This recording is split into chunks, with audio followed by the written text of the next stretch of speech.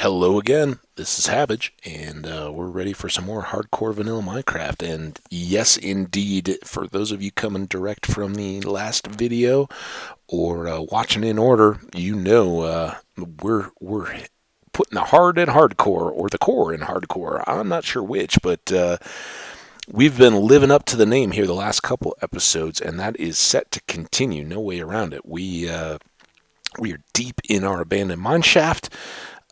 It is fraught with endless amounts of spider spawners, and that's pretty cool. But let's get this slide out of the way. Holy cow, man! And for those of you who saw it, I was real life. Took another little break. Always good to get up, clear your head, and particularly we'll talk more, but particularly in that kind of a situation. So. For those of you guys who noticed as we were wrapping up the last episode, the little feature thing or the little script piece when we closed out of Minecraft said feature packed. As I saw it once I'd stopped the recording, I was like, man, feature packed? No, it's spider spawner packed. That's what they should have said. But alas, missed it until after I'd stopped the recording, and holy cow, man is right. We're in the midst, so here we go. We're loading up in kind of Spider Central here. This is our fifth, I think we counted, spider spawner that we're dealing with. We just mapped it out. We're kind of running through our resources quickly, and this one is as challenging as any that we've got. We kind of opened up to a side cavern there. It looks like a bridge extends out. I still have yet to find the actual spawner, and each time we poke holes, we get more spiders in. But I think if I thought it was just insta death, we wouldn't even be doing it. So we're just gonna kind of keep trying to work to gather information. Oh, this is good. That water may help. Okay, there's the spawner. That's good. Let's run away this way. This could be no. Okay, maybe those are just no. What the game? Look, I like ya. I don't want to go away from you, but I also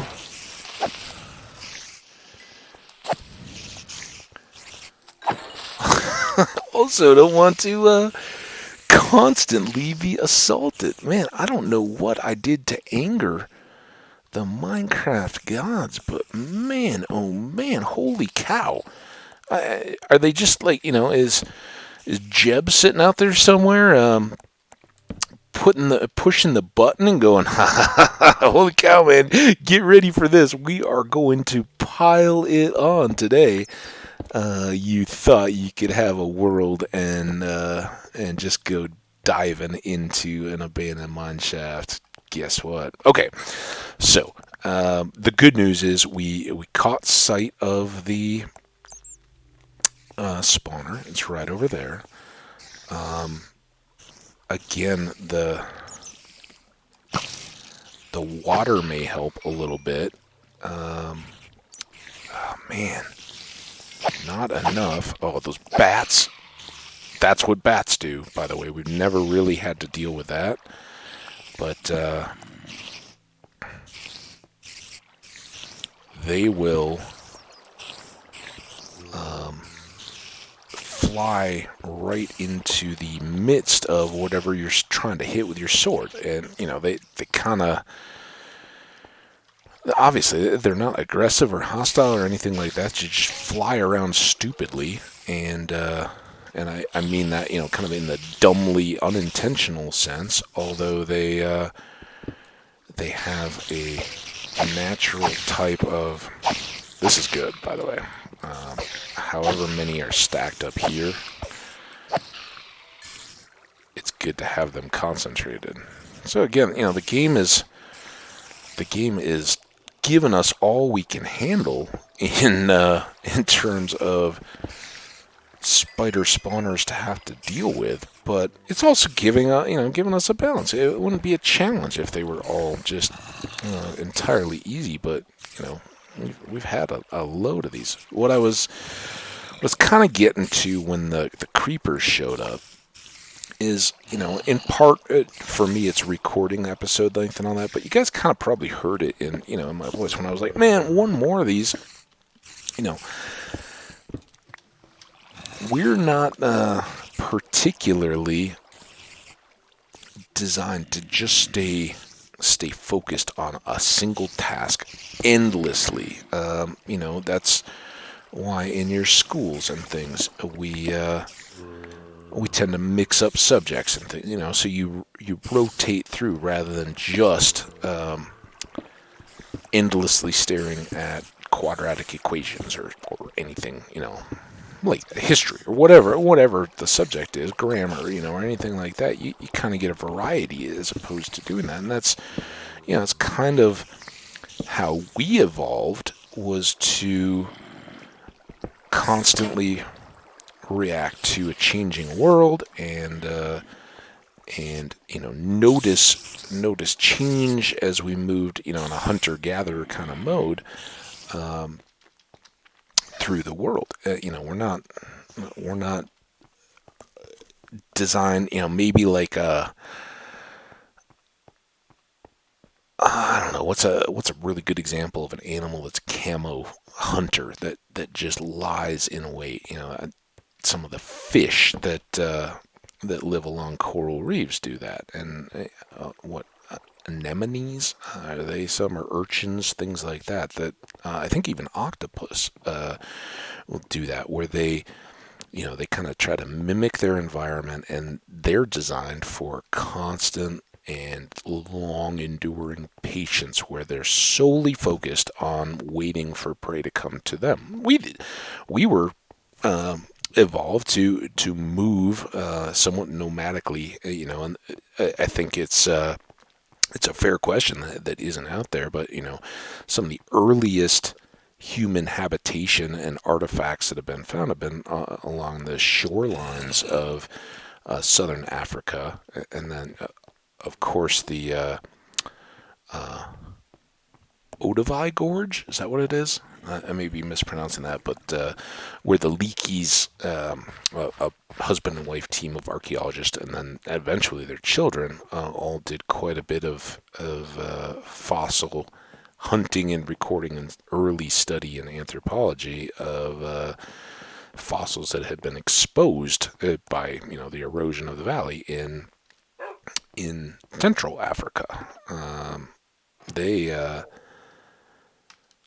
They found, fame, at least, or at least notoriety in uncovering those, and really, whether you're fans or not, and whether the shifting opinions of time have changed how they're viewed, they certainly, pushed forward the earliest known fossils and did a lot to classify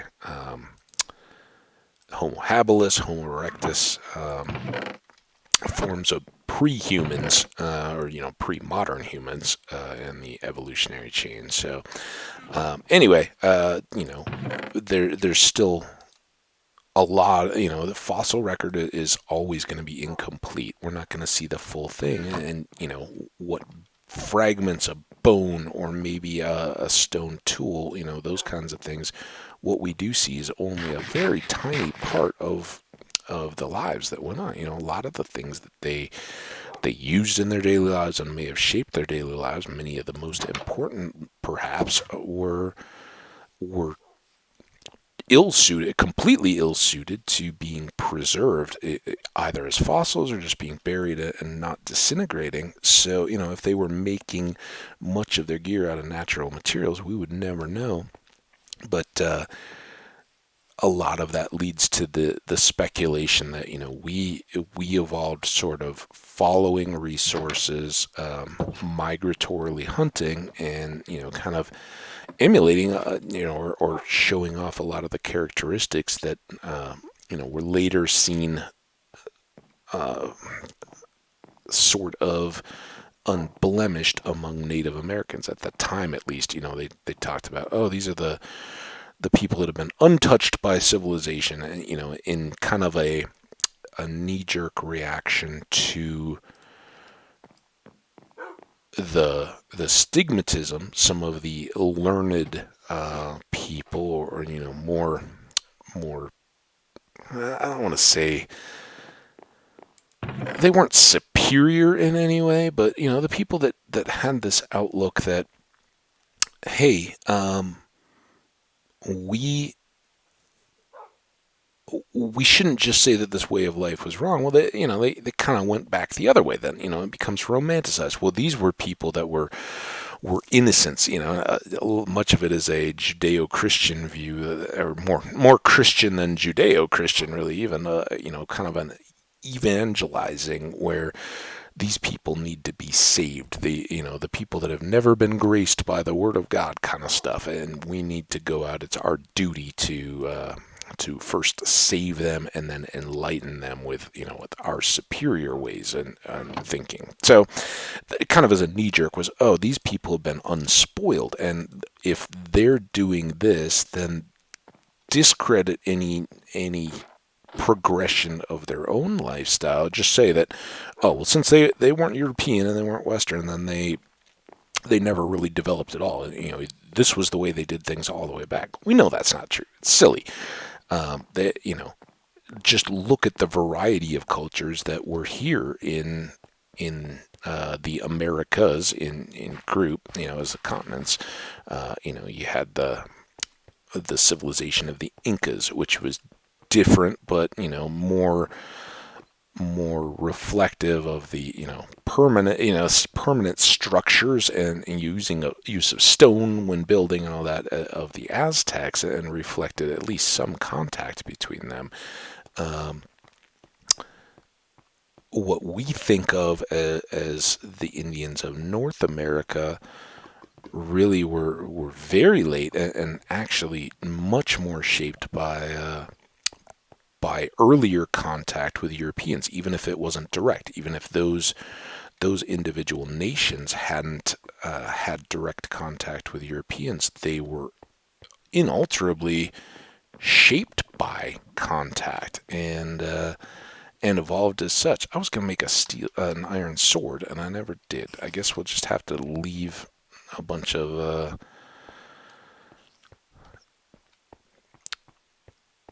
spider webs as is, if we can avoid them, and still do some exploring down here. We'll see. How about over here?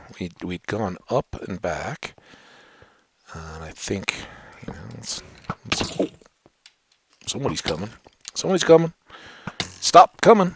Oh, didn't mean to place that torch. Where'd you go?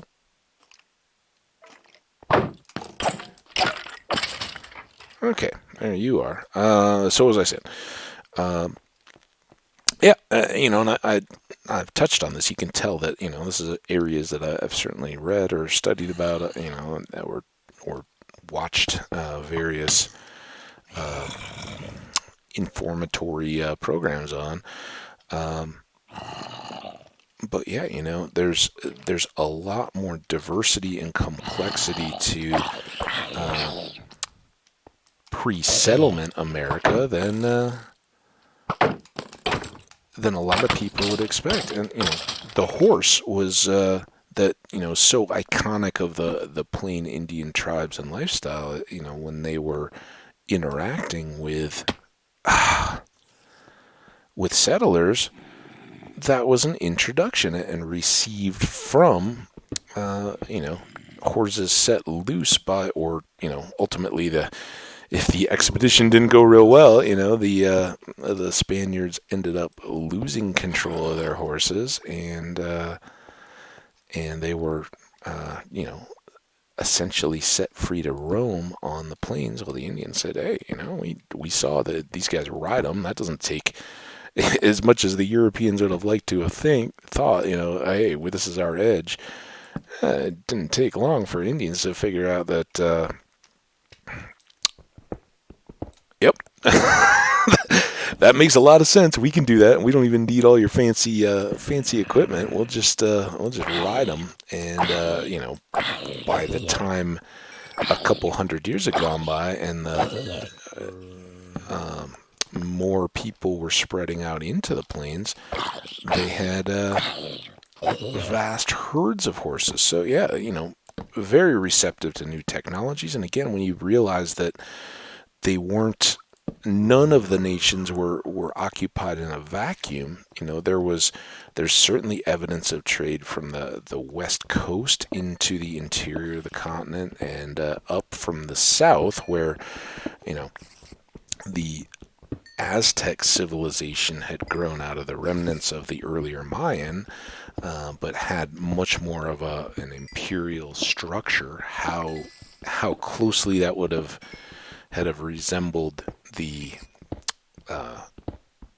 imperial description that was ascribed to it by the Spanish who found it is unclear. Was it more of a federation of local communities that, yeah, they paid some type of homage to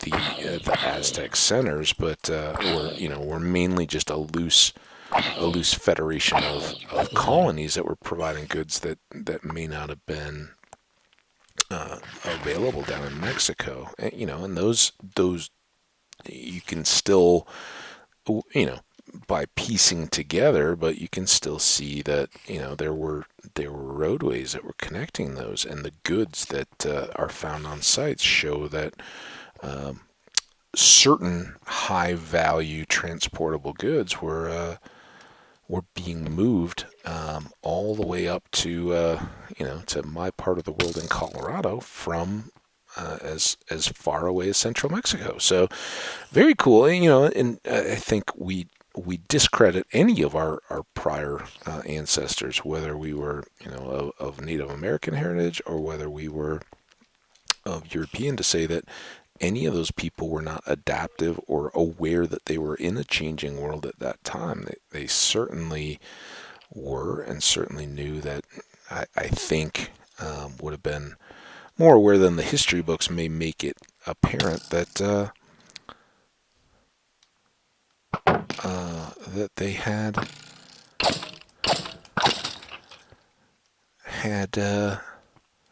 things to learn from one another. So I think it's just good to be aware of that there was more angles to those stories. So we seem to always gravitate back to that. And I apologize. It's just something I can kind of ramble about while we're playing and exploring here. So bear with me when I do get off onto tangents.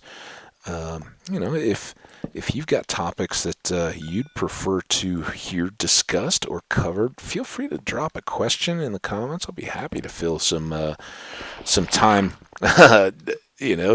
sharing my thoughts on whatever it may be as we work on some of these projects, or just run through longer caves. And again, this is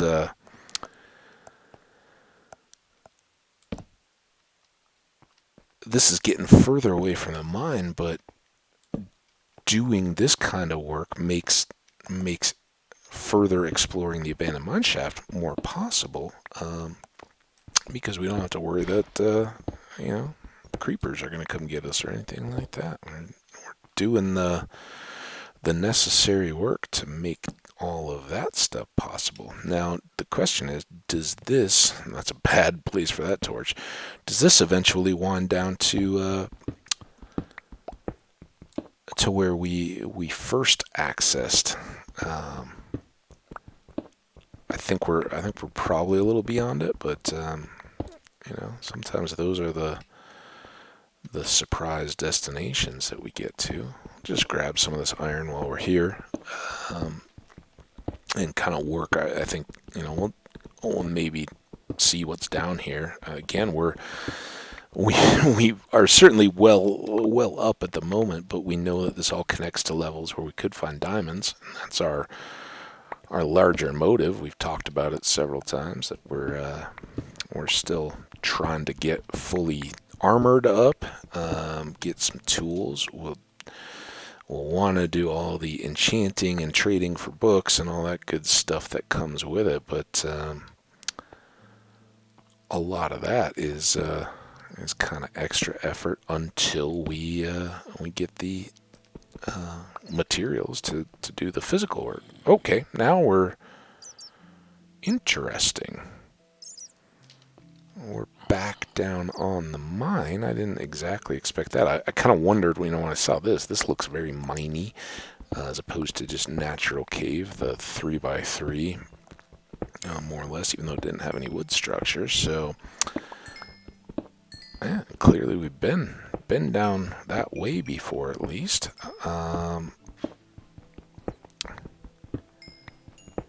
This is going to be back, I believe, away from the spiders so much, and more back behind that first elevated spawner that we got into.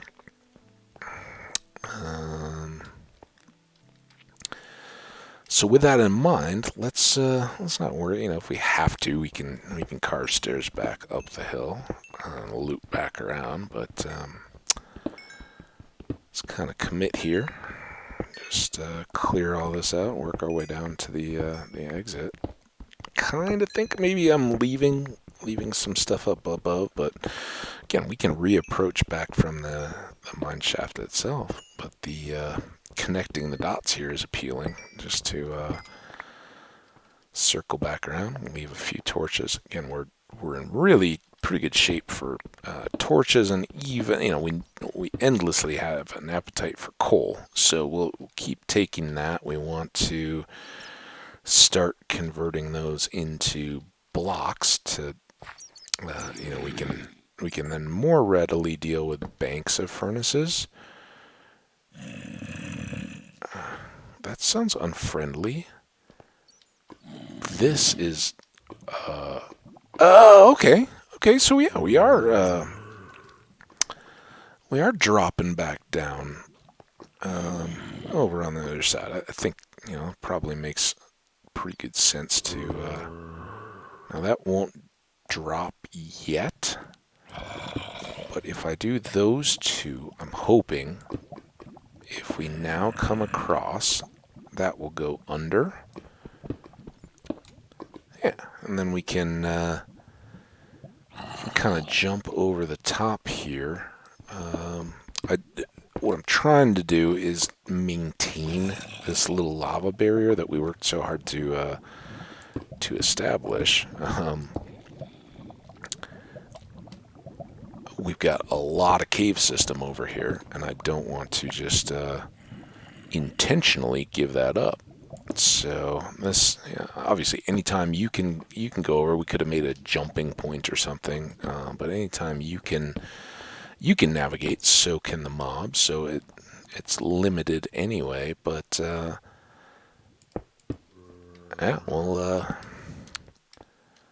let's see what we've got back this way. Again, at times we'll find that a section. Man, that's loud in my ear, at least. I hope it's not too loud for you guys, but I think we've got more fun to be had up in here. It may not be mine shaft related exactly, but that almost seems spawner-like in volume, at least. And of course, we're so low down that here, even if it is a spawner, let's just retreat a bit. I don't know how, if I gave them access back over to me or not, but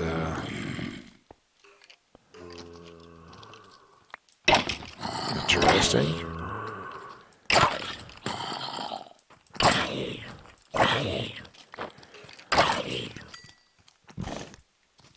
Oh my goodness, excuse me. That was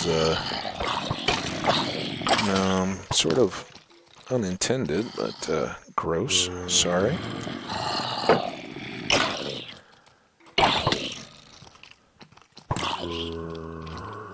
Yeah, I'd say that we have decent odds that we got a zombie spawn around here somewhere. Now, if we can keep this kind of filtered, the skellies should do a little bit of our work for us. And if the zombies would take offense, then kind of just let them go do their own thing. Now, either they swarmed, or yeah, we got a potential for a spawner around. Hey.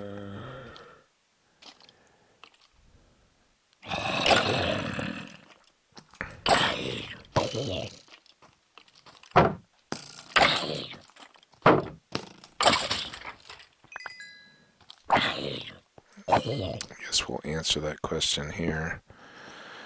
Oh. Torches. Maybe, maybe that was just the call that they were attracting themselves back in, and so this whole area kind of congregated. It's in a way that's better. Now you, my friend,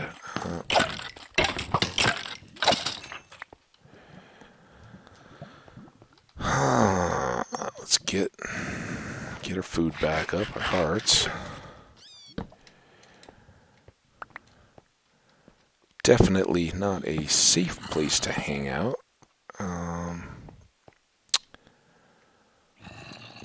And I want to get elevation as quickly as possible to minimize all the badness.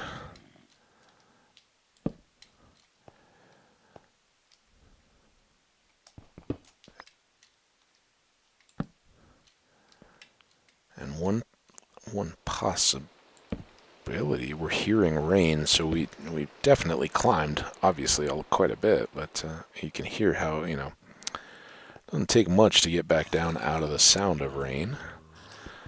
But I think that's enough. I was going to say, one possibility here, I don't know how, I think we're way too far north, if you think of our map, up on the surface, which ways we had. I think we're too far north to have caught that ravine that we saw with the cow, but when you start working in some of these kind of areas and get a cave system like that, sometimes you will overlap. And we got lots of pieces of unenchanted gold armor. That's not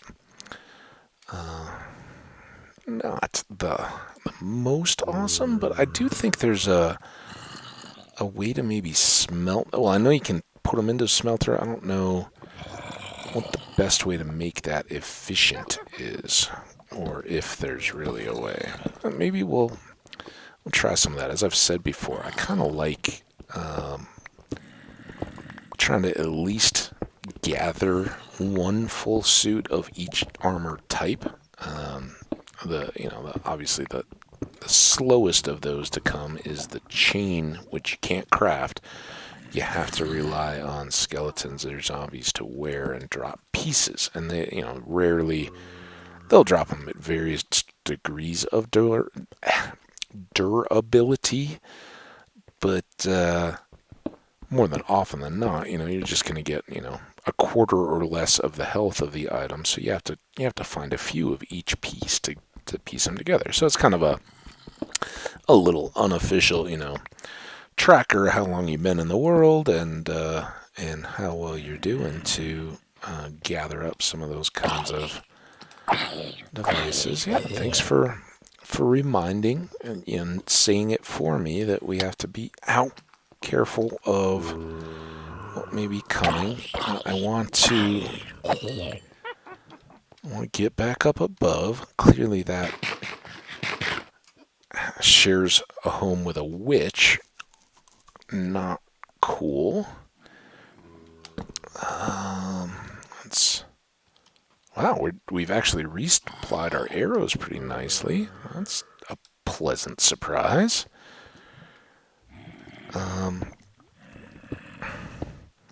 So some, at any of these points, this can start to reconnect with mine, and so we have to watch that. But main concern right at the moment is that witch. We heard him. It doesn't have to be gender specific, but just out of habit or popular culture, even in the game, I kind of get in the habit of saying that the witches are women. I don't know why. It obviously doesn't make any sense, but I kind of tend to talk about the cows as guys. Like, hey, buddy, how you doing?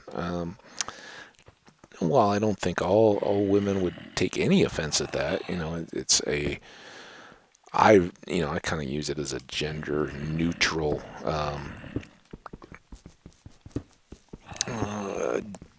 It's not exactly a nickname, or more of just a general greeting kind of thing. I can see how some folks would prefer to be more gender appropriate or neutrally addressed. Either or both. I don't think that they mean the same thing, and I don't think they should be. Okay, so now we're back. We've made a big circle. That's cool. I don't. Well, I guess I'd prefer to deal with you. So if you'll accommodate, we'll. Yep, I knew it. I heard you guys coming, and I almost would bet that Enderman would come right around and throw himself in the mix when the zombies start coming. They know. They know what's coming. Yeah, I want to deal as opposed to let him linger. While I have the chance to...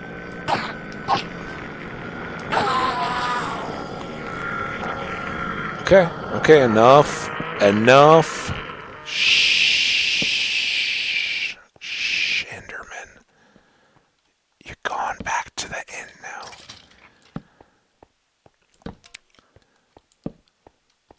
now. Yeah, I mean, obviously we've still got spaces around here that are filled, but that's very good. We've tied this together to our. Let's light this. Tied this together to our original cavern. We've made that a bit more secure for what I'd really like to kind of get back to shortly. It doesn't have to be immediately. That may drop in kind of right on our stairs, but I'd like to get back to that big cavern under the original spider spawner. I have a feeling that with so much open space, so low, we can maybe find some goodies down on the ground. We just have to get it lit up and safe. There's some water, there's some lava, all kinds of stuff we have to deal with, but that's a good open exposed area that, we're on the hunt for diamonds. That's where to be. Let's fill you. Now this, you would think should tie into something below, but kind of tough to believe it directly does since there's two edges here. I think we can live without you. Maybe I should have just framed that one in, but yeah, well, there's lots of lava. We're sitting above a lava lake, for instance. So, yeah, I think we got plenty. Now, let's get some of these coal fields opened up. Always prepared that all these. I don't think we ever found that witch, by the way. Remember, Hambbage, that's on you. Nobody else can really remind you, but we heard them laugh, and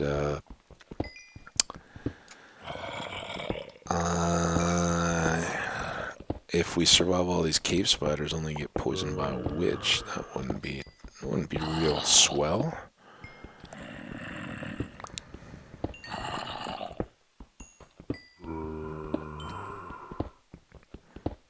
But I'm digging all this coal. Look at how many torches we've used. That's our second stack too, so we're probably filling up pretty good. I mean, the armor kind of does that artificially. Tends to just fill up much of what space we do have, but if we can just jam our pockets a little bit more before we go back, that'd be good. Here, we just did one that we eliminated. So, oh no, oh, that was dumb. And this is, it's just a misplaced block, and not, oh no, I'm gonna die from the lava, but oh no.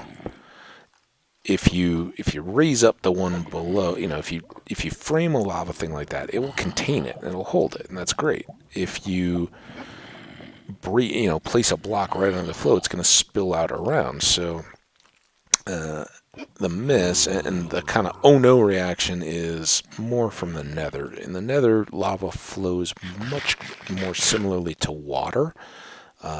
It's less viscous, for those of you guys that have studied viscosity.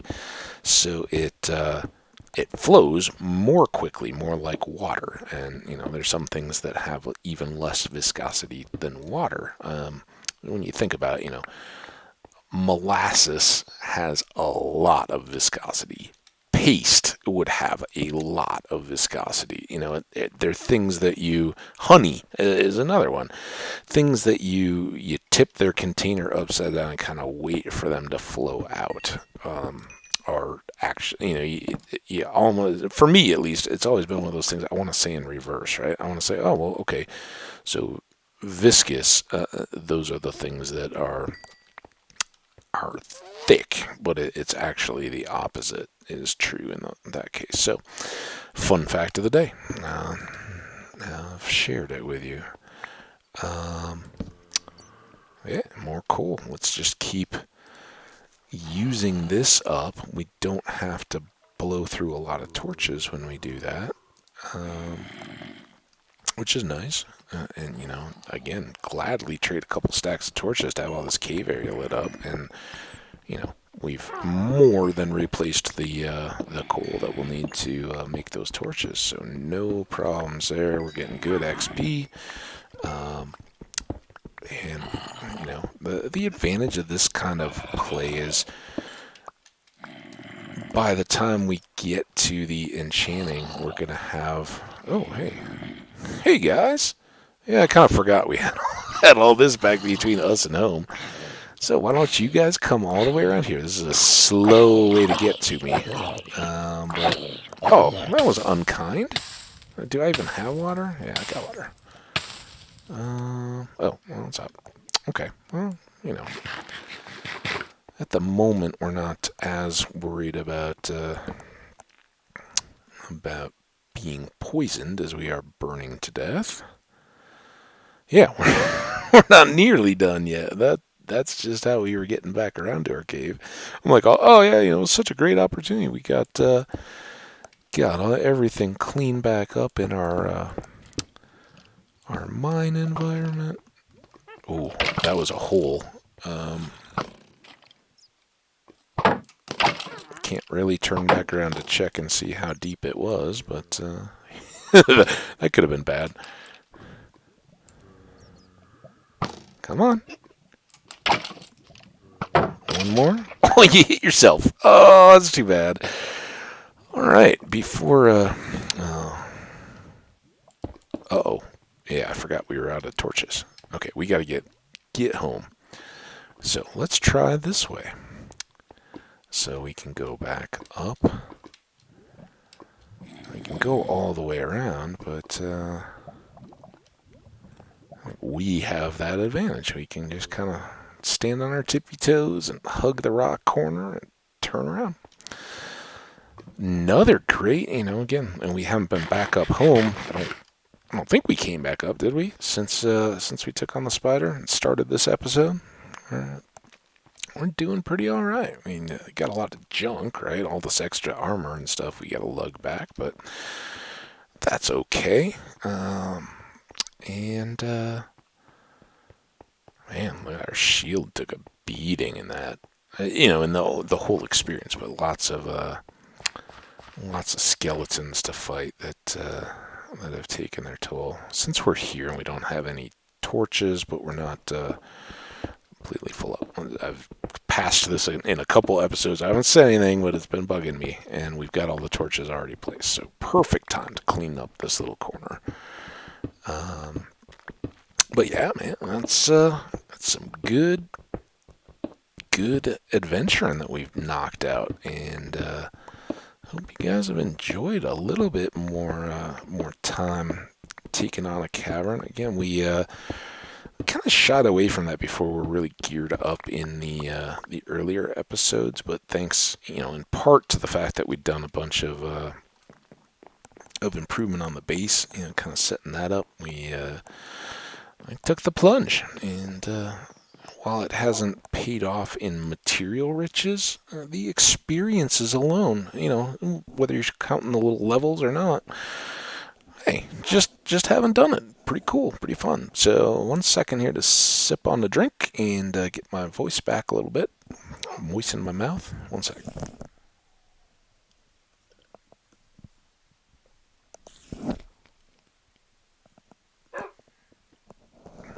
All right. Hope that held clear. No mute. Just lifted the mic away from the glass. So, what are we gonna do now? We're gonna unload all our junk. I kind of like to get back down in there, but I don't know if we maybe don't just mix things up just a hair.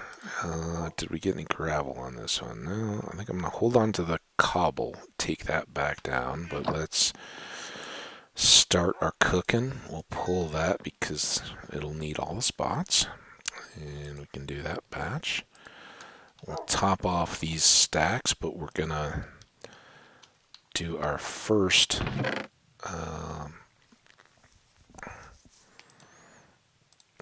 stacking. I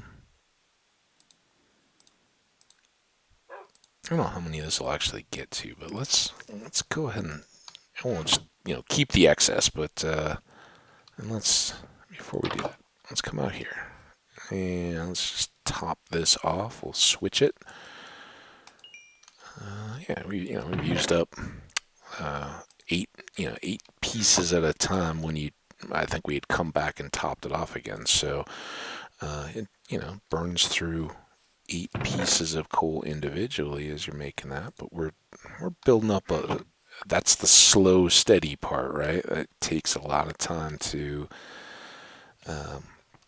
get that smooth sandstone built. So I'll work with that. But now that just one more round, they don't even need it yet. Okay, fair enough. Stop delaying. Block. I used just block. A lot of the stuff that I group, if you just put it in, it'll pull it up. The only ones you really have to watch for when you do that are quartz. It can look like bone, or you can actually chisel or inadvertently take the material you're crafting and convert it into something different. That can be okay.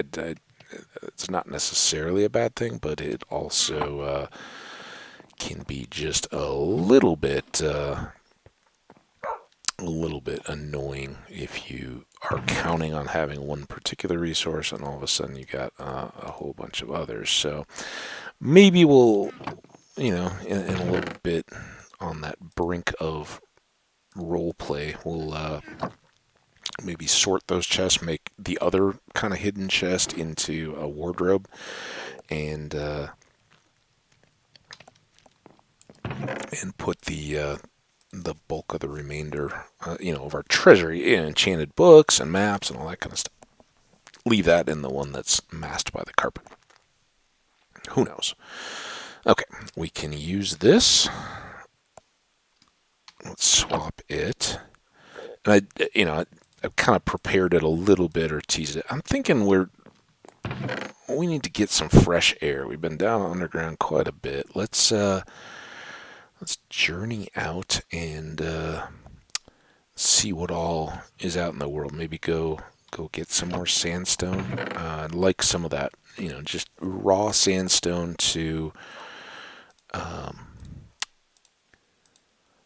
help, so we can kind of keep pushing on the need for. What I'm gonna do? I got lots of wood. Let's make a full batch of sticks. Kind of silly because we gather them up randomly from falling tree branches as well, but we'll just do the full prep. We got logs, if we need the extra planks, we got them. But for now, I think our need is just to balance out our inventory a little bit. Did I not just? I thought, let's put you away. We don't need you. You've been very good to us, Diamond Pig, helping us break up all those spider spawners. You were very brave. So yeah, and then we're going to put away these two for more inventory space. We'll keep our apples in handy reach in case unforeseen challenges arise. We'll take the extra shovels, just to help clear more sand. We'll put this milk away. I don't anticipate... Oh, and we'll get our bed. Oh, and we need to make a shield, too. Man, we got so much to do. I keep forgetting. So, shield replacement.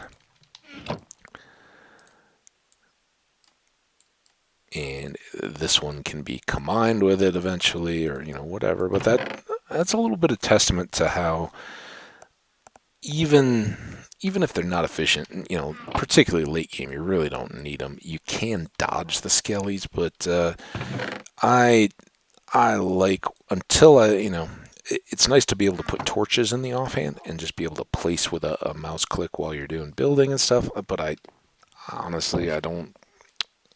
use it for so little of my actual game evolution. Early on, I like to have the sword or the shield, and I'm not afraid to admit that. I think a lot of people are like, "Oh, it makes you look weak. You're silly if you use it." No, it may help save your world, and just giving up a world to pride.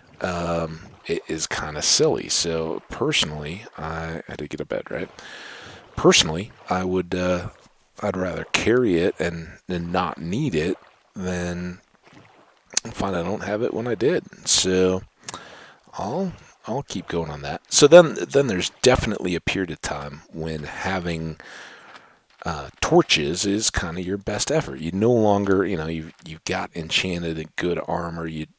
Arrows are not your main concern anymore, and you don't yet have a totem, so torches work out pretty good in there. And so if it makes sense, I'll carry them. If I think to switch out my shield, then at some point you do a raid, and now you got totems, and from then on, as other. Some people like to hate on the totem and say, "Oh, it's cheating." It's a cheat. No, it's a game functionality. That's you earn it. It won't protect your world entirely. But for some of those surprises, it can keep you going. So if once you get to the point where you have one, I say use it, keep it, and it'll be planted in my offhand once I have it. But that's that's a playstyle choice. Again, like so many other things in Minecraft, the beauty of the game is you get to play it how you want. If you don't want to use a totem, don't. If you don't want to use a shield, don't. Use a start with those torches early, or if you put something else in your offhand, let me know what that is. Those are by far the three most common that I know of. I guess you could weapon and tool and alternate with those, I think. And excuse me, I got facial hair and I got a hair tickling on the bottom of my nose. It was awful, totally distracted. Oops. Okay, time to focus, and we need to keep an eye on our tool health, durability. So yeah, offhand, one thing that I'm just kind of dismissing, but it's purely out of functionality, really, is when mending the enchanted tools.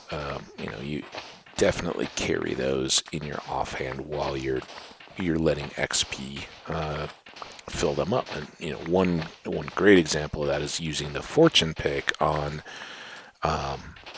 nether quartz that you've gathered, and breaking that back at base while holding a tool that, if you have a couple silk touch picks that you use to go out and gather the nether quartz, and then you have a fortune pick back at base, all equipped with mending, you can go gather, and by and large, it usually won't fully cover all of them, but by and large, most of the itemware that you have on the picks you use to gather the nether quartz blocks, you can then recoup by breaking them out, and you'll over time slowly, you'll certainly repair any damage your armor's taken. You'll continue to gain XP at a trickle while you're repairing. It's going to be very slow where you'll get more levels, but definitely a good way to go about it, because the net is, while you're out there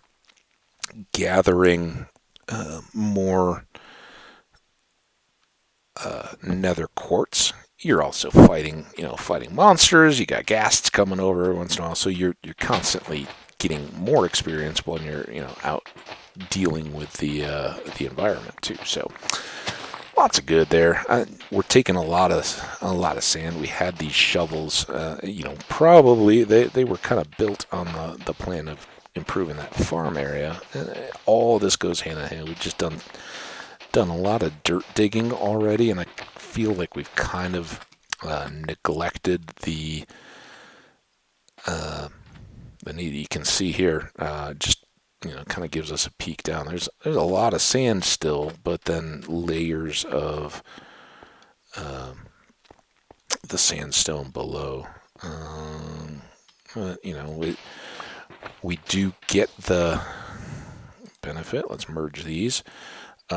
We do get the benefit. We can convert some of the sand into sandstone, so that's nice, and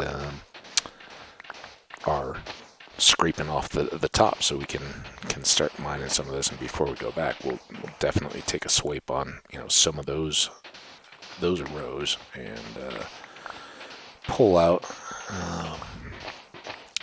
some of that exposed sandstone. We'll just stack up ourselves. So yeah, all pretty good stuff. I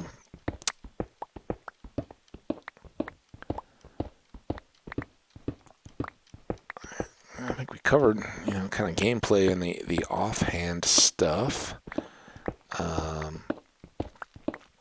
As we strip more of this ground going down to the entrance of that cave, we'll definitely do that. But I'm certainly of the opinion that, if you're doing a quarry like this, you're better off, if you don't know, and it may twist and turn back at places close to the surface, you're better, if you're going to inadvertently poke holes in it anyway, you're better doing some of your surface work and getting light in there than you are just diving straight in. It's fun, and I'm not ruling it out. In terms of adventure, you get more combat and fighting the mobs if you leave it dark, but it's more torches and all that kind of stuff too. So it's all eventually comes out to about the same. So keep going. Now we're getting closer to sea level here. We're not quite there, obviously, but we won't. Particularly at the edges, I don't know. I don't know how deep it goes. Usually, it's gonna start switching over to mainly stone by that point. You can see we got another little bit here, and we talked the last time we were here about the sound of lava that we've been hearing. That's something we want to keep in mind. We don't want to inadvertently fall and cook, especially when we're doing so well. It's something to be watchful for. Ooh, almost got. So yeah, we'll kind of see. I think eventually that's going to make itself known, and we'll kind of decide what we want to do in terms of a habitat restoration act when we get kind of done here. We talked about it a little bit in passing in one of the past episodes. When we presumably received access, permission, maybe from that village to go ahead and pull resources out of this valley, or I guess it's not so much a valley as this promontory of land out in the middle of water. So it's really the exact opposite of a valley. But presumably we got the permits, we filed paperwork, maybe we appealed to the city council of the village, and they said, yep, that's gonna stimulate some jobs, probably some tax revenue, and it'll be good to have the community spring up around the fortress there. You say you're looking to bring in some distant villagers to create an outpost. They're enthusiastic, but they don't.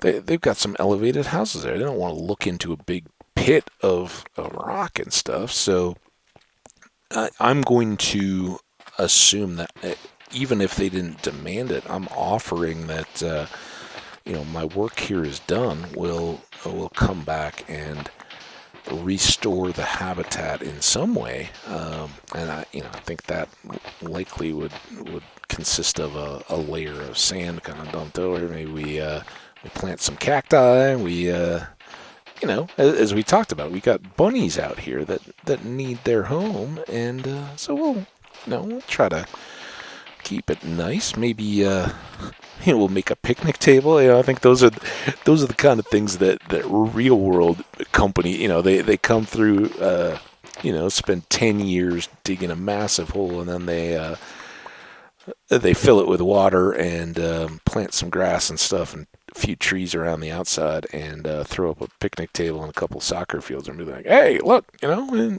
made it all good. Enjoy. This is beautiful. Maybe build a house here or drink the groundwater, but don't worry about that. We'll be fine. Anyway, we're pretty full up, pretty through many of our shovels here.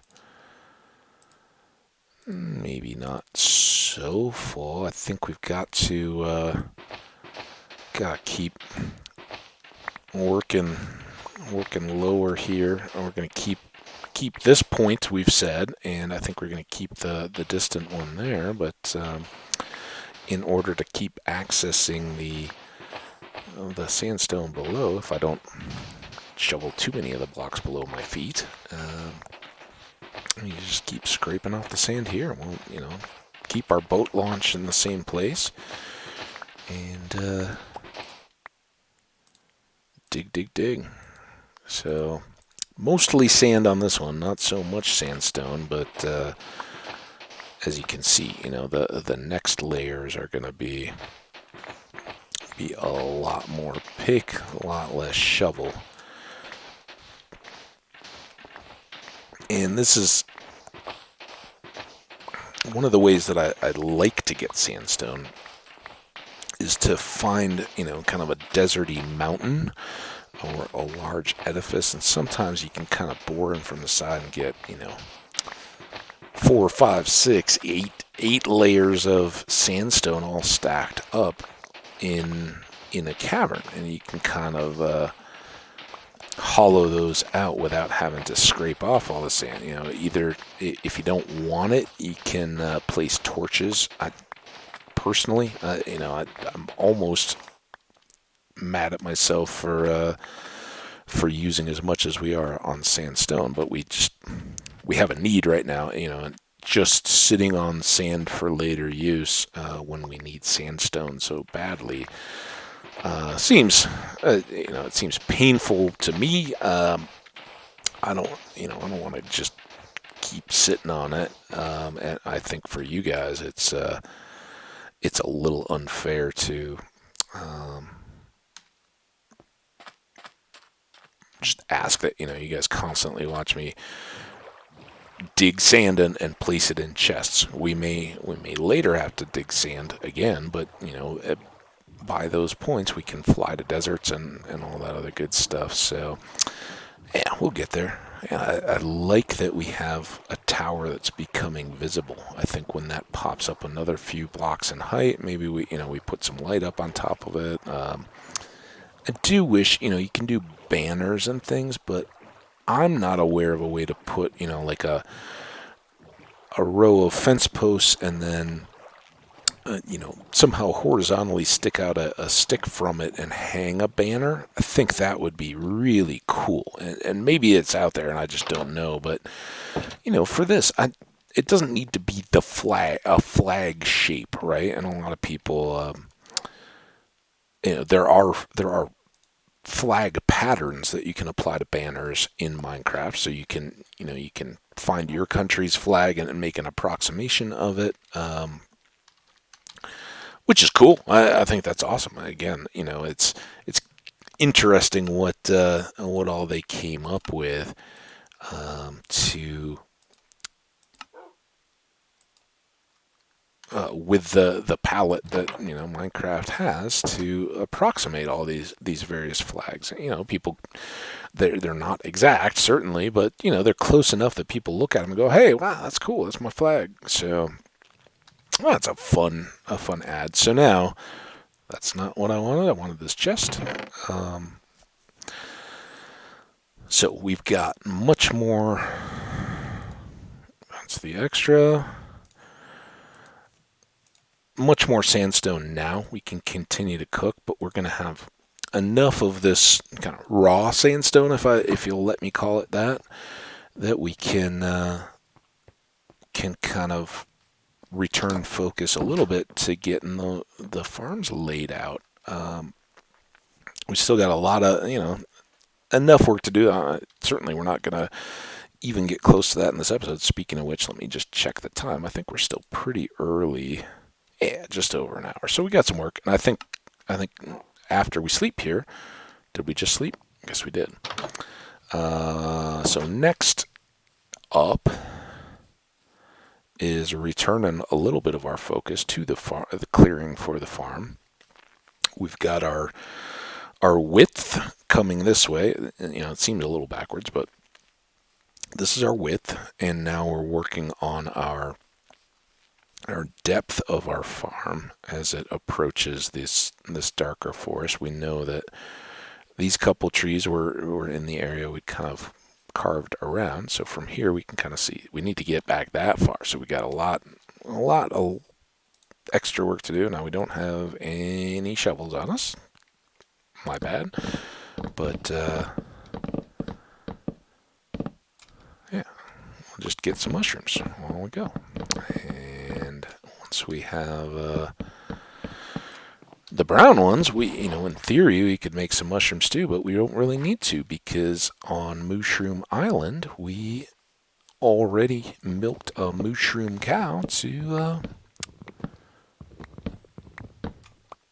get some mushroom stew. So that, as far as a food item to eat, we've already done it, and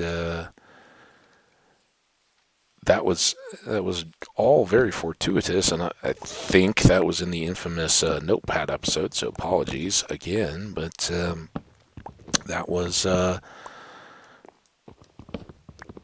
benefited from the fact that we had grabbed a suspicious stew out of one of the ships, so we had a bowl and just, held held it up to the cow. I was like, hey, can I have some stew, please? And the cow was like, moo, there you go. That's how it works in nature. For those of you guys that don't live on farms, that's exactly how it goes. You just walk up, hey, can I have some stew? Cow's like, yeah, hey, I got all this stew. Have some. So yeah, we already did that. So while the med mushrooms, the red mushrooms are cool looking. It's really the browns at this point that have any value for us. We need just a few of those for some of the brewing ingredients, and I don't know, that other than for novelty purposes and decorating and all that kind of stuff, that we need the red mushrooms for much anymore.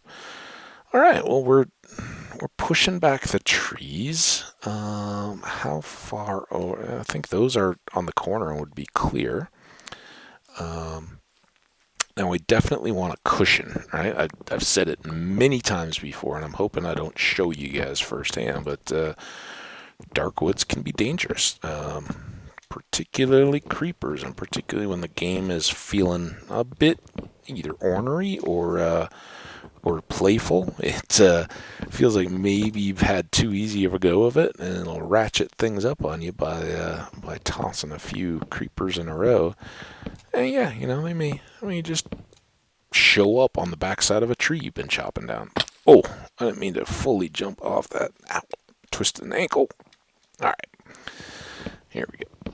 Yeah, these pieces. So we do just want to, push this back just a bit from where our eventual farms will be, because we don't want to constantly be dealing with particularly creepers, but any hostile mobs coming out of the woods while we're trying to farm. So yeah, just a little bit of extra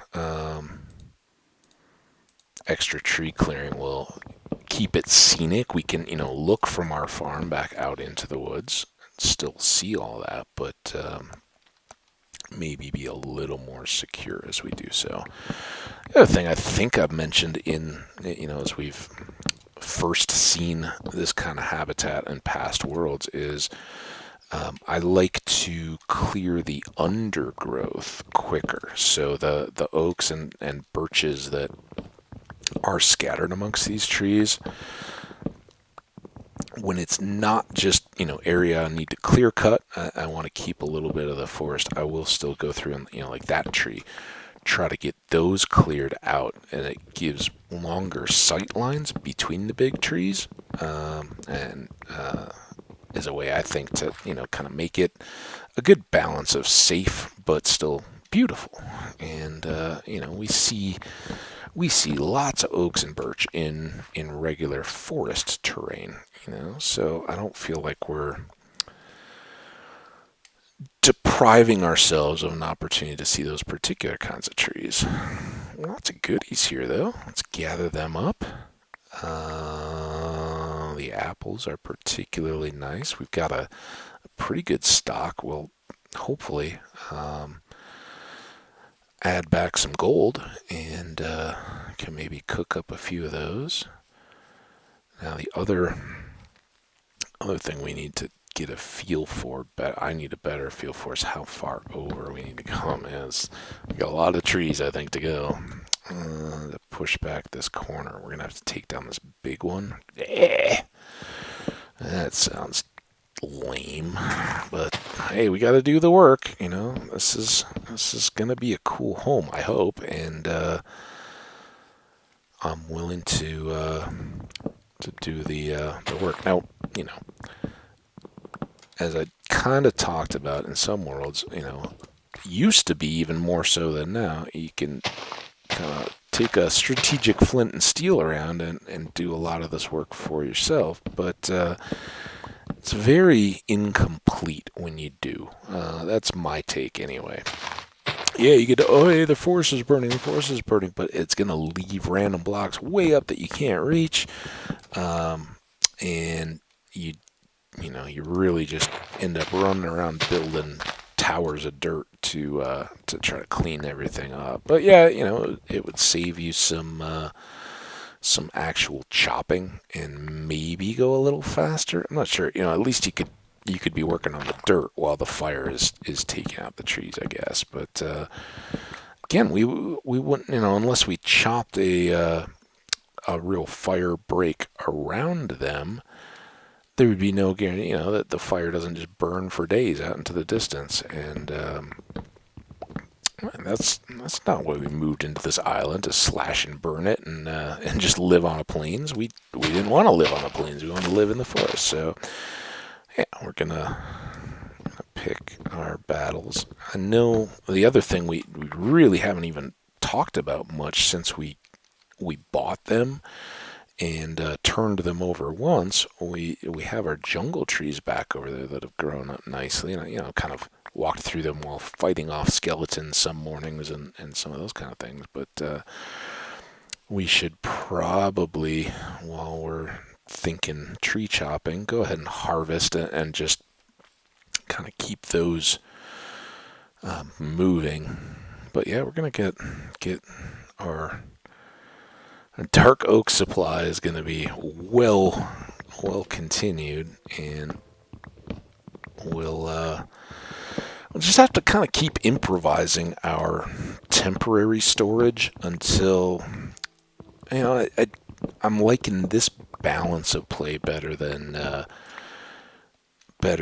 some of the past worlds. And I think just pushing our underground mine stuff to try to get enough space for storage, at least at the moment, is a mistake. I think it's going to come, but I think, until we get the diamonds we need, it's a bit of a wasted effort to just chisel out, area. It's not right under our fields, and I'm less concerned about having those fields continuously grow. We saw in World 2, we had plenty of emeralds by the time we were really set to trade. That wasn't a huge deal, so I don't think we need to be max efficiency farmers. We just, we need to have them out. We've got all the various seed crops. We'll get them going and pick them when they're ready and keep going about our lives while they do. So yeah, that piece is all coming together, but because we're going to have so much wood of so many different types, and we've got saplings, for loads of oak saplings for sure, but multiple stacks of birch and we will of dark oak, I think. So all that stuff is going to take extra chests. Maybe we throw those up in that upper story of the tower for now. Maybe we just make some more boxes out in the elements. Okay, let's get back over. We need to make shovels too when we go back.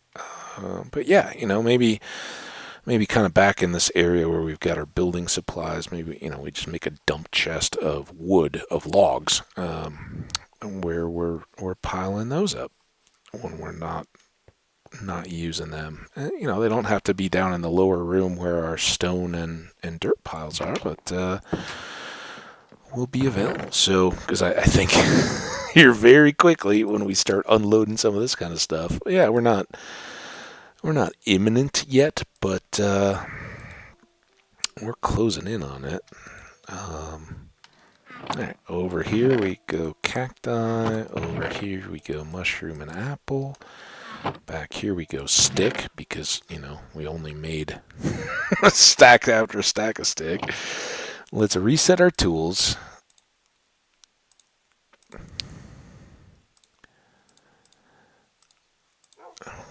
Can count on all those. I don't know. Yeah, I don't think we have anything in reserve. So maybe we'll put these in reserve and reset that a little bit. And have a fully fresh start here. So we're going to have 2 axes and 2 shovels. You can't stack them up like that. As long as the shapes allow you to work in reverse. Once the extra pieces for the axe go away, you got shovels left. So you can, hoes too can all build into that. You can have a whole all your tools kind of laid out and just pull them out in order if you want to. All right, so I think we're set there. I'm going to mute you guys and step away just briefly to go grab a Kleenex for this nose situation. I'll be right back.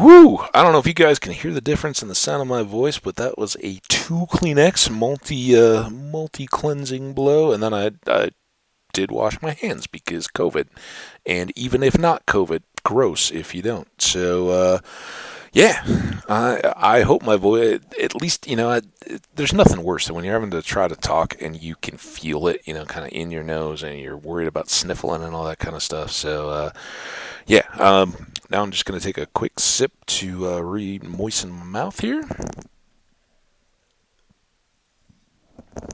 All right, and yeah, we got time to be productive, so we'll sleep. It would be great if we could at least get to the point of kind of laying down our fields. Now, looks like we had a monstery kind of evening. Let's see how close we can get up to him before. What? Where? Oh man! All right, run.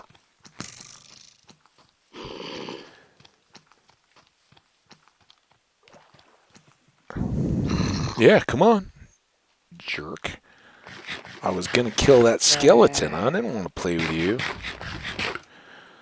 How do you feel in the water, though, huh? It's right up over your nose. I can stand up here and I'm just waiting. You got nothing. And good luck trying to bite me. Yeah, so, oh man, I wanted the arrows. I didn't want to kill the little mini zombie. Games playing games with us, but oh well, that's kind of what it does. So yeah, there's our, we could do some bamboozles too. And I meant to kind of talk and show. I know I've at least mentioned it at some point, but it was many, I think, different worlds and many episodes ago that maybe it'll repay us by giving a little bit of chainmail.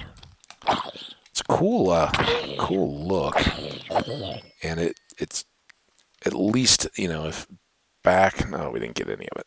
If back in the days information is still accurate, it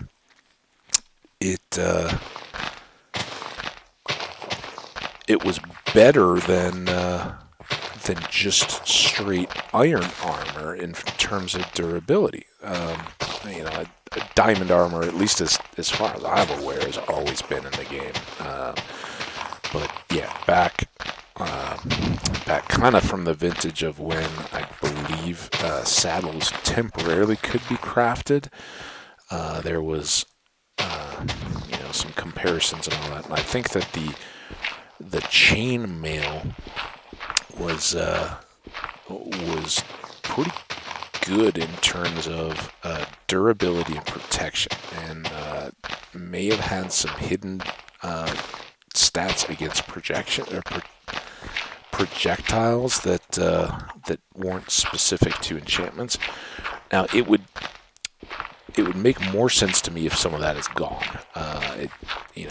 Now that enchanting is a deal and widespread, I would expect that, yeah, it may still be, just a little bit more durable or give you more protection than straight iron armor, but it's primarily cosmetic. If you're on a server and you're multiplayer, you can enchant it. You can actually get pretty good. I think it looks cool. So I think that's pretty cool. And this gets into moddy stuff, and I'm sure it's out there in some of the mods that I've seen played. Kind of cool if you could hybridize leather with the chainmail, and make a kind of leather tunic that had ring mail engraved. And everybody has a studded armor, studded leather, but back in the day, historically, more effective, having just some kind of, what today would look like rivets inlaid into leather certainly is a deal, but more effective in terms of the actual defensiveness of the garment would be having rings attached to, either overlay or lay underneath or sandwiched between layers of leather. The leather would help to silence the rings, so they're not rattling and jangling, because if you're trying to move or sneak up or be remotely stealthy against an enemy, not having a bunch of jangling iron, they're a little more restrained than just a chain that's jangling, but they're effectively links of metal, and even when pressed flat, they're more prone to rattling as you're marching or riding a horse or anything like that. The others, they keep the sun from glinting off of metal. If it's exposed metal, it's apt to reflect the sun, and so having it trapped within a garment helps that. Now, there's weight. There's a weight factor, but if you could sandwich or incorporate rings of leather around your vital organs and things into a leather coat, that would offer that much more protection. And for the weight, you get more out of having rings than you do out of having just studs, right? A stud offers a little bit of padding or protection from a swipe. It definitely reinforces, but anything that goes between, it is, it has to hit the stud to be affected by it. So a sweeping weapon, a swinging sword, axe, those kind of things, that offers some more protection. An arrow, which again, the leather is going to help quite a bit for some of those projectiles, but not nearly as much as a ring. An arrow catching any part of a ring, unless it's narrow enough and goes clean through the middle of it, and an arrow is going to get stopped and only penetrate, enough to be a great discomfort, I'm sure, but still not reach any of your vital organs if it hits you and has rings to contend with. Most, even, when we think, oh yeah, look at, our modern arrow tips or all that, and we look, well, think of the stone arrowheads that people should not collect. Leave them in situ, or go see them in a museum. If you find one in the ground, don't feel you just have to pocket it. That's a little bit loose. The main thing is, even if you do find one, um, try absolutely to record its placement. Um, you if you have a phone or whatever, take a photo, geotag it, so that your usually cameras on phones will have that option where even if you don't typically have GPS location on your phone, you can turn it on and tag the coordinates of where you're taking a picture when you do. And at a very minimum, if you were to find an arrowhead or something like that on the ground, and you thought, hey, if I don't get this, this is on a highly trafficked area or something like that, and it doesn't just look like something that somebody dropped, right? At the minimum, record it with a photo like that, and then you should reach out to a local scientific authority, whether that's a university or college that has an archaeology department, or and any of these places can advise you, or a museum or a historical society, and say, hey, I found this. I am not trying to pilfer it, but I was afraid that it was so visible in its spot, or I was so concerned. If you're, let's say you're working on a construction project around your house, right? Anybody that remembers the movie Encino Man, think that, but more realistic, right?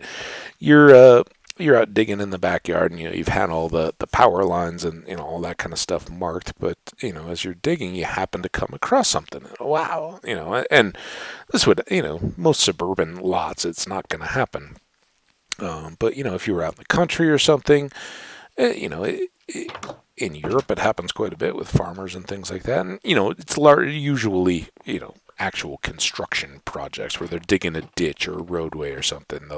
They'll come across previously unknown sites. But if you were to as well, note the location, explain what you were doing, what the circumstances were, and why, rather than just reporting it, you did feel the need to move it out of its location. And again, most people will be understanding. They're more appreciative of knowing about it and not just having you secret it away. And that's the sad part of what a lot of people did is, early on, a lot of people were artifact hunters for sale. So they were, in the United States, at least here, they'd go to the Southwest. They'd find native sites that had been abandoned. They would, gather up all the art, basketry, any stone tools and things like that, and then they'd go sell them to collectors. And typically, those collectors were rich people that wanted to display them as curiosities in their own homes. To, hey, look at my swag. They're basically flexing on their friends and dinner guests and all that kind of stuff. So, hey, look what I got in my house. And they don't have any personal connection to it. It's just something that's cool, and they talk about. One of the shows that I finally returned to and finished, I think it just finished up a couple years ago, was A Man in the High Castle. I believe that was Amazon that produced it. It was a book by an author that I really enjoy, Philip K. Dick. Some of his stuff is really good, and some of my favorite science fiction. But that particular book, I don't know. I just personally, I don't think it's his best, and wasn't one that really captivated me. But it certainly was an intriguing idea for a show, and for what it was. And the show is not the book. It takes certain characters and elements, twists them around quite a bit, doesn't worry too much about the plot of the story itself, and shakes it all together and comes up with a largely new story out of the universe that he described. So, as with many adaptations, that's fine, and you're better off enjoying it for what it is than expecting it to measure up to what you recall from a book or your own impressions. But regardless, I was not so committed to the original book that I had strong feelings one way or another on the adaptation into to the video streaming product, or offering, production, the show. I didn't go in going like, oh man, if this isn't exactly what he described in the book, I'm going to be devastated, because I didn't find what was described in the book all that captivating. And you may not have been aware of the name, but certainly with the remake and the recent adaptation, Philip K. Dick wrote "Do Androids Dream of Electric Sheep?" and that was the basis or the inspiration for Blade Runner. And so that is kind of a more commonly known than until a few years ago, that would have been a reach for most people too. But there has been a more recent remake of Blade Runner. It's kind of a continuation, right? That I think Harrison Ford was still in. I don't even know that I ever saw it, which is kind of odd, because the original Blade Runner was one, having read "Do Androids Dream of Electric Sheep?" that I really enjoyed. So there I was more closely looking at how the two align. With Man in the High Castle, I wasn't. But anyway, both book and movie, it's I don't think it's really even a spoiler alert, but both have this fictionalized universe, and it deals, the science fiction element is that it's really dealing with multiverse theory, but deal with this altered universe where the Nazis and the Japanese, the Axis powers, and Italy was kind of left questionable. It varies between the book and the show how you want to interpret that, but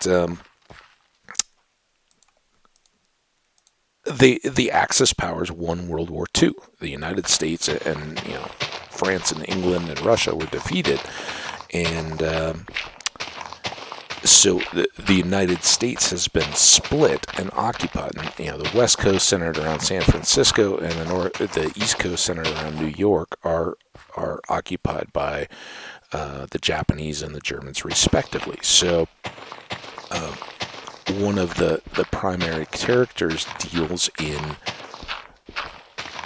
artifact sales of this now defunct American culture to Japanese collectors. It's a good illustration of how once you begin to look at the objects themselves, you're just projecting onto them. You take them out of their context, and you're basically admitting, I don't care about the people that produced this or learning about them. I just think, it looks kind of badass to have an old arrowhead hanging on a leather chain around my neck, and that's, you're basically admitting that you're applying a different value on it than what they did. So, again, arrowhead hunting. I was talking about ring mail and how that works better with leather than studded leather that you see in so many video games as kind of a second tier armor class. And by the way, you guys all noticing this? Here we're at midday, and suddenly a creeper and a couple zombies come wandering out of the dark woods. That's what I'm talking about when I say, watch out, push them back a little bit, give yourself a boundary. That's why. And as I've said several times, when clearing these areas and setting up the fields and things, the historical footnote is, anytime you had a stockade or a little fort, you would not have trees coming up close to them at all. For one thing, that's the close and convenient firewood, right? When most of your fuel is going to be wood taken from the area, and if it's military or if it's just a private woodcutter, there's going to be somebody going out gathering trees and providing firewood to much of the rest of the population, whether that's by compulsion or whether that's for a fee. You're going to have wood fires. That's what's going to go. It would be a further stage of development to convert that into charcoal, as opposed to rock coal or bituminous coal, which is coming out of the earth. And again, Minecraft captures both of these. You can cook wood to make charcoal, and it's been a product for a long, long time. Even kind of. Well, not kind of, but even as a predecessor to the industrial age, kind of the steam age. Certainly, by the time that steam power had been introduced, it made the availability of fuel coal or earth coal and the ability to mine that more possible. A lot of people think, oh, it was the Industrial Revolution. Oh, it was steam-powered factories made all the difference. Well, and steam locomotive, all these things and ways that steam changed the world. One of the major ones was that steam allowed automated pumps, which allowed mines that were deep underground to be continuously pumped to eliminate groundwater. I think I've mentioned this before with some of the kind of springs underground. So when you're mining in Minecraft, you go through and there's some waterfalls and stuff, and you go, oh, that's neat. Well, it's a lot more realistic than you may think. When, if you've ever had the chance to go visit an old historic mine, go on a mine tour or some of those kind of things, or just a mining museum, they'll talk about, that as much as mining is about going deep and bringing up rock, it's also about managing water. Water is the real danger in mines. Not only, if it fills in the whole mine, you can't mine under there and you drown, but it also is what causes rock and buried soil layers and things to become unstable. So all the when we go into that abandoned mine shaft and we see the wood fence posts and the planks and things that are making arches along the paths, all of that is holding up against groundwater caused cave-ins, and some of it's just gravity too, right? If the soil or the rock is particularly loose, then you definitely run the risk of it just collapsing just due to gravity. But the lubricant, if you'll allow it, that makes that much more likely and prone to happening is groundwater moving through the rock or the soil or the sub layers, is that loosens everything up. It'll make those collapses. So the reason that mining had largely been quarrying, as we really think about it, up until the Industrial Revolution, was not so much a lack of a desire or know how to get deep. It was you couldn't pay people enough or run enough animals around a capstan non-stop to keep ahead of the water. It just was impossible. And so you may know that, hey, we just got to the top of that coal. It's down there, but it's inaccessible. Well, not only having the coal to power the steam engines, but having the steam engines themselves to allow the access to coal greatly reduced the cost, and it changed the way people power and heat their, not only their businesses but their homes. Homes went from wood fireplaces, even in cities, to coal burning stoves, and the advent of coal delivery and coal bins. It was dirtier and such that than wood, but it was much more transferable and storable. You could have a little coal bin, and that would be enough to keep your various home fireplaces and stoves running for multiple days, without having a massive wood pile. So cities could become more dense. More people could live in a smaller space because you didn't have to have a large wood yard. You didn't have to have somebody that was breaking up or sawing the logs because, let's face it, do you want to transfer, just like we were talking about in Minecraft, right? If I have all this wood, that's great. Let's keep the planks here and let's move the logs if we build if we build at one of the igloos. We talked about that. Same thing goes in real life. Back in the day when people were using wood for heat, even in Paris and London or New York, coal was already kind of a thing when most of the American cities really took off. But before that, yeah.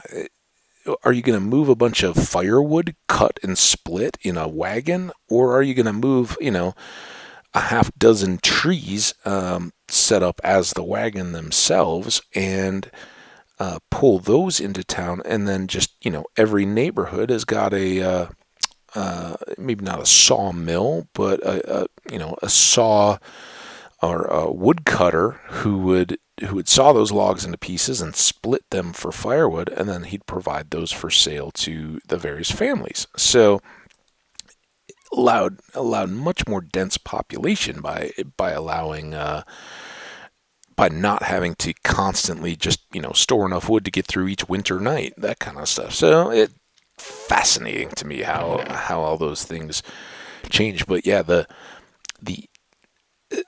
advent of the industrial age was to allow the steam that then powered the industrial age. You could run a bunch of steam engines because suddenly coal became much more profitable or affordable, and it was far more desirable to use cheap coal than charcoal. To make charcoal, you basically have to bake it to the point where all the moisture is going out and it's becoming more carbonized, will burn more slowly, but still be flammable. So lots of you're basically paying for the time that the guys who cut the limbs and then stacked them and built a slow fire and sat watching it to make sure that it never got too hot where it would burn up the wood and never went out. That's a lot of labor around it. And when you're basically just running a pump by a steam engine and using the water to get that out, you're only paying the miners. And there's a long history of exploitation of miners, a long proud tradition of deep rock mining too. But both sides of that serve to make actual coal available, and much preferable to any earlier options for heat and power and all that. So I love that Minecraft, maybe it's not thought of in that same level of depth, but you can tell that whether at that time it was just individually or whether a team was kind of coming through and they're like, yeah, that's it, or whether just a cracked book was enough to make you think of it. I love that you can at least consider that progression in your own worlds as you're going through. Nobody likes to use charcoal long term in Minecraft, but it's a great resource in between. And how does that compare to kelp, and how does it compare to bamboo and all the others that you could burn and use as fuel sources? So we've got lots of wood. I think that's the moral of that story, and we're growing our coal. That last trip down into the mines, we got more. Oh, we got to remember, the next time we go down to the mines, we'll bring torches, and we'll try to fill in those dark areas, kind of just right at the end of our actual diamond tunnel. We got a lot of caverns there. Probably have some more coal to pull out. And, of course, we've got hopefully all the remaining adventure of that abandoned mine shaft won't be back-to-back spider spawners. We've now covered that in the series. People are going to be like, man, can you just get back to digging some sand? I'm so sick of watching you fight cave spiders and almost dying. When it rains, it pours. We're clearly, taking down a hill here where we get lots of stone we'll have to deal with. But we're making progress. And again, this is the price we pay for having a world that I think has a cool story to tell us. It's telling me, and I'm telling you guys. You may not be hearing it yet, but I hope by the time it's done, this story will be well reflected. I also, I talked a little bit about trading post, general store thing. That's locked in as my building, and I already have the first item for sale and the price figured out, and I can't wait to share that with y'all. I may just have to have that stored in my own home until I build a designated trading post. In one of the past episodes, maybe it was that quick one, I talked about Little House on the Prairies, a TV show and a series of children's literature written by Laura Ingalls Wilder. That's probably a fictionalized but personal account. It was her family, and I think by and large captured the names and the events. They may have had a few more adventures and a little bit fictionalized in what all they did. I'm certainly no expert. I just remember those being read to me as a kid by my mom. Check the past episodes for more details there. But the TV show that I mentioned with Michael Landon as Pa is the most famous, and I'm terrible with pop culture names. Names of songs, artists, actors, actresses, and all that kind of stuff. Melissa Gilbert, is that right? Was she the main star of Laura? Maybe.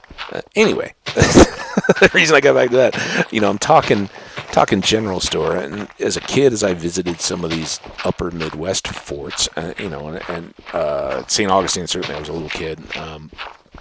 As a adult, I've certainly visited more historical sites. Again, I've studied history, and when I travel, I love to go see whether I'm lucky enough to be in Europe and see castles or palaces or things like that, whether I'm in the United States and just seeing areas of regional history. It's very cool to see that, but a common trait amongst all of them is the sutler store or the trading post or the what you call it, commissary when it was military. Every place that people live and settle down is going to be usually a place where somebody will either by order or by opportunity will set up to sell goods for profit. And I think that TV show, for many who may not be familiar, if you're outside the U.S. or just have never had the opportunity to see one of those period type locations, where the people dress up in the costumes and kind of affect the mannerisms of the day, and largely for visitors, but particularly for school children and stuff like that, will help to open their eyes to life and dress and culture of past history. And I think that TV show shows the general store much as I've seen it reproduced in other historical sites, as opposed to just TV. But also as it's expressed in description in those types of books, through the eyes of children. The author Mark Twain definitely described some of those things in the small town life he wrote about. So there's many accounts of what a store as a community gathering area, and also as these places where you could get both the necessities and what luxuries were available when either you lived on a frontier or you lived in an isolated community, or even just before rail travel made mass amounts of goods. Perishability was an issue, and so was bulk. So it would be pretty limited. Even if you were waiting on steamboats to bring things up river from other parts of the world, those. If you ordered from a catalog, say a pot-belly stove, or a piece of farm machinery or something, and it wasn't just there in town, but you wanted to get it for your farm, and you had the money, your good year, so you're going to make the use of it by buying some bulky or heavy machinery, or a nice piece of furniture, a piano. Those were things that were greatly treasured and wouldn't really be built on site, but talk about a business investment. It's ubiquitous with the idea of the Old West is the tin pan piano, and in the saloon, and people singing along, showgirls dancing and all the rest of that. Well, that was a capital investment, but that you could repay, but there would be a lot of cost and time involved in transit. Because if you think whether you're in St. Louis, and that's got to go all the way by ship, usually to St. Louis or to New Orleans, and then get on a steamboat when it was in that age, and then travel upriver all the way to the closest city. If you're not right on the river, St. Louis, obviously, it would just get there. But if you were then further removed, I don't know if Wichita is on a river, but let's say it's Wichita, right? You're out onto the plains, and you want a piano to open up a saloon, or be the centerpiece to make you the main attraction in town. You got to wait for all that transit. You got to pay for that. You got to pay a teamster to then put it in a wagon and hopefully not break it as they transfer it out to you. So that there's a lot of delay and time between all those things. And so these general stores would have very limited selection. They may have catalogs, and they may process your orders, but they would also be the center for news. Whatever mail, such as there was for communities, would come into these places. There was no, it was a varied amount of post official mail in those days. So, if somebody was traveling back to a city and then anticipated back, they would effectively courier your letters back to family, and when they got to cities, or enough settlement where there was a regular mail service, they could then buy stamps and post them on to wherever they were going. But all those things had factors, and so these general stores became a central clearinghouse and gathering. If somebody returned with a newspaper, even if it was a month or weeks out of date,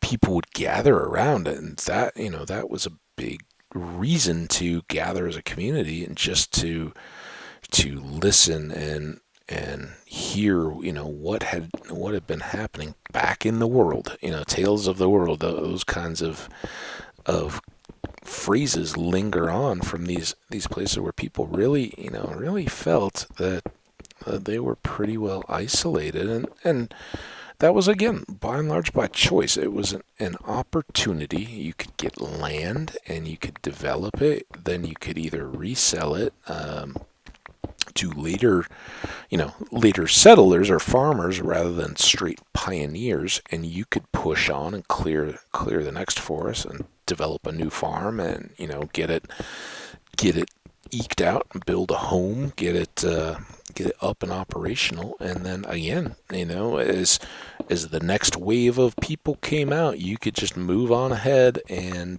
people kind of leapfrogged one another. But one of the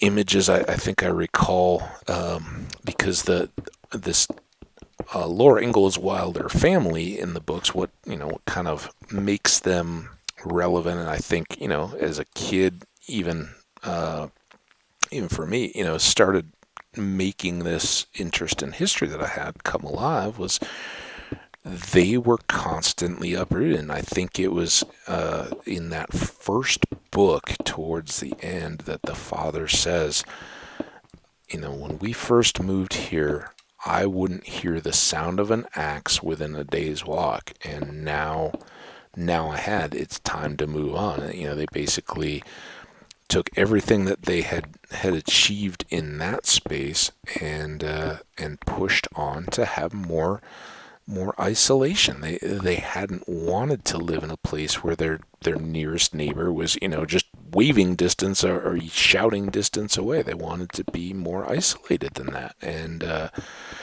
wasn't a bad thing. And I still don't think it is. It's increasingly and going to become increasingly as our world tightens up, any places that have those types of open space are going to become increasingly protected, and also prohibitively expensive for all but the uber elite or uber rich, really, to have it. And oftentimes the uber rich don't get that way because they seek isolation. They may want to maintain those properties to, again, be showpieces, kind of like the artifacts we were talking about. But they'd want to have access to them and be able to show off to their friends, hey, we're so far away from everybody, but now it's scary. Let's get back where our money has more value, that kind of stuff. Or you really are one of those people, you trade in what material wealth you've gathered and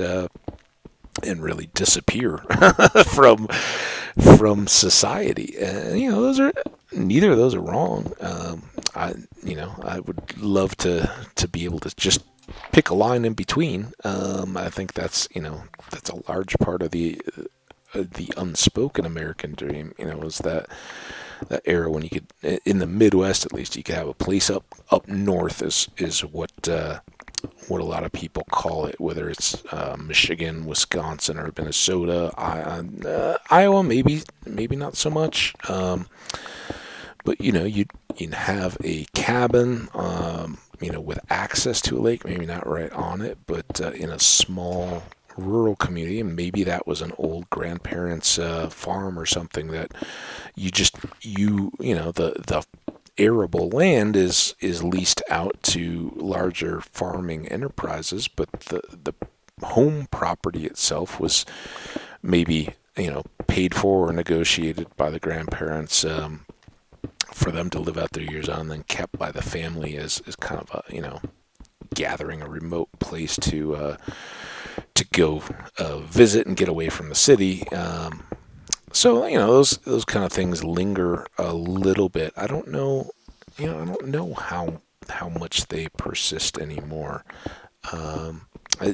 The thought had been triggered for me that PBS recently did a documentary on Ernest Hemingway, and I hadn't known that he grew up in Chicago, a city that I'm familiar with, and his family, had been fairly well to do. I think his father was a doctor, and they maintained a property in Michigan. Familiar story to me. A lot of that was out there. Was out there. People would do that, and would have primarily before the era of air conditioning. I think that's kind of why it's fading.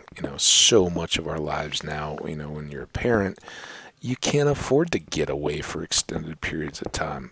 Just sport, youth sports. You guys may know about that. When nowadays, if you're still in school, you're probably familiar that you're really forced to decide pretty early on what sport you want to play, and I think that's too bad. I'll share more of that as we go, but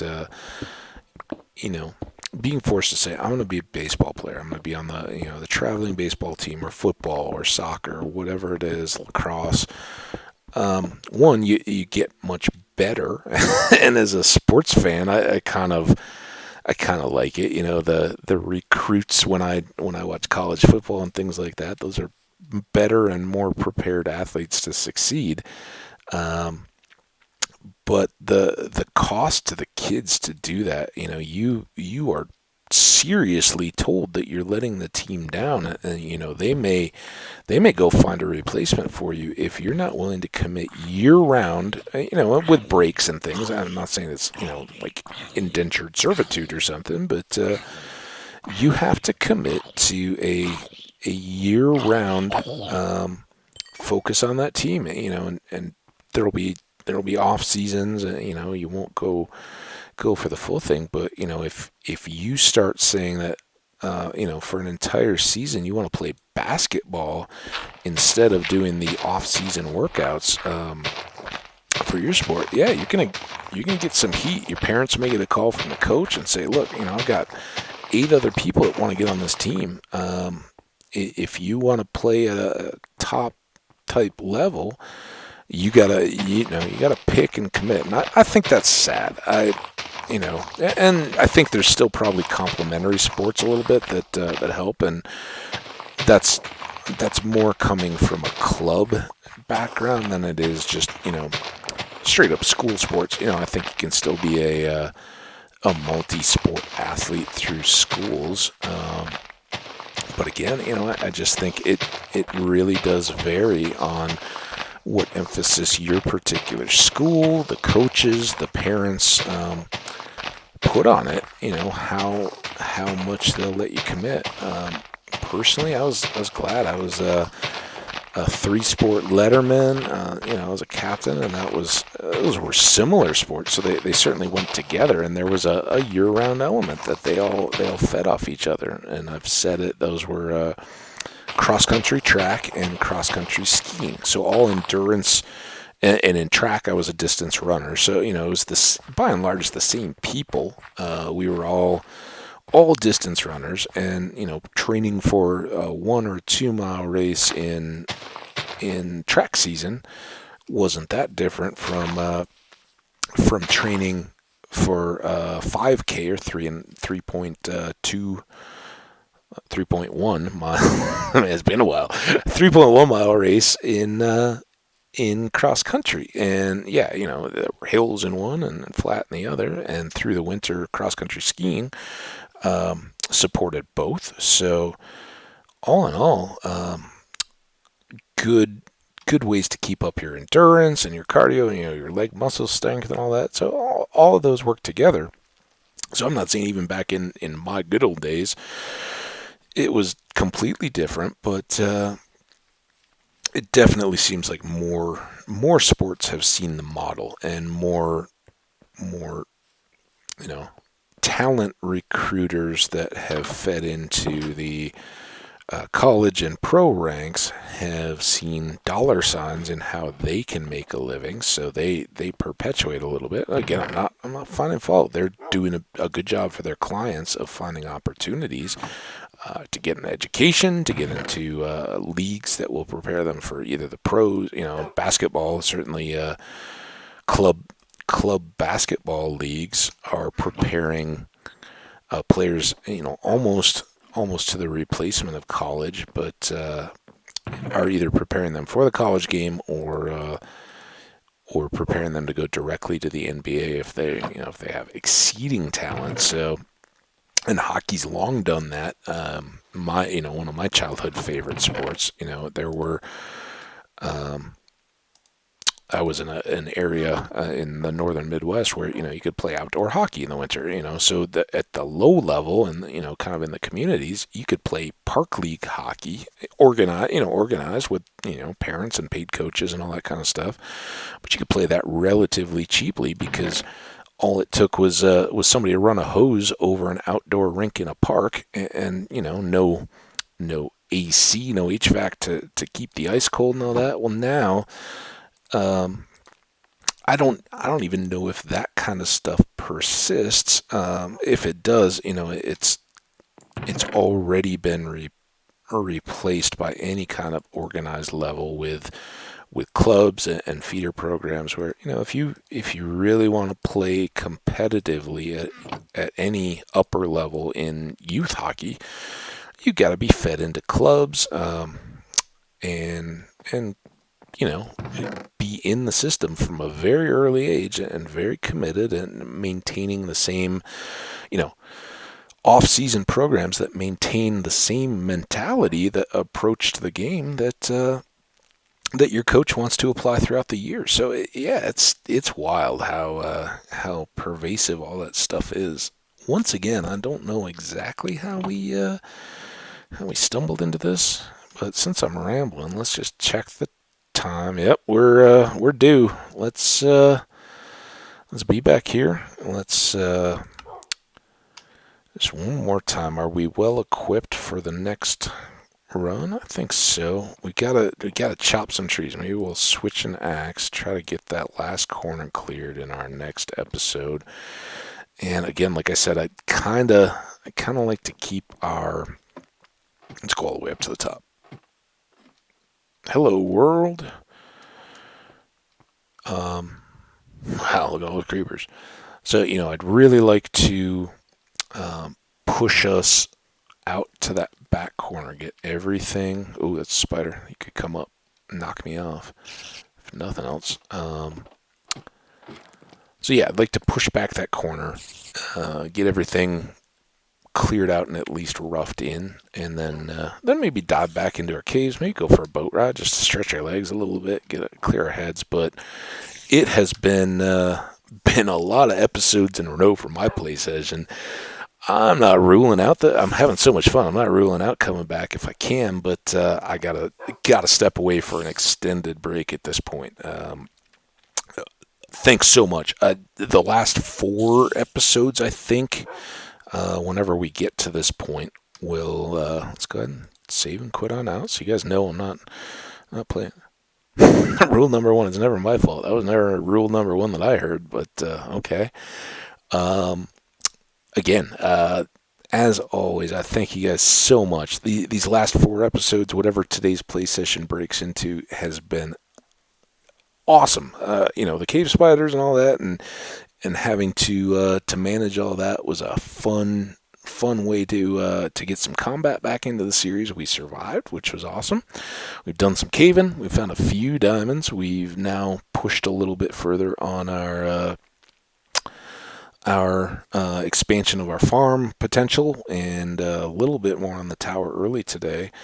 But personally, I've just enjoyed rambling. I hope you guys aren't thinking that the topics of conversation are too dry or too boring. But if you have recommendations, drop me a comment. Anything historical. If I don't know about it, I'd be delighted to have a random thing to start researching. And again, keep them decent. I'm not claiming that this is particularly kid friendly, but I do try to be aware of the language and stuff I'm using and the topics I'm talking about. We've certainly talked about kind of mature things, but we'll do it in a kind of higher level way. So if you do have a topic or something, make sure it can at least be explored. Otherwise, I'll largely ignore you. But that's okay too. If you want to get in something for a laugh, I don't mind. I've got a wide ranging sense of humor, so have at it. But thank you all so much. I love it when you guys tune in and hopefully enjoy the content. And I hope to see you back here again soon. But until then, and between now and then, stick your head outside. Go see the world, night or day. There's always something going on out there, and the fresh air will do you good. Thanks. We'll see you next time. Bye now.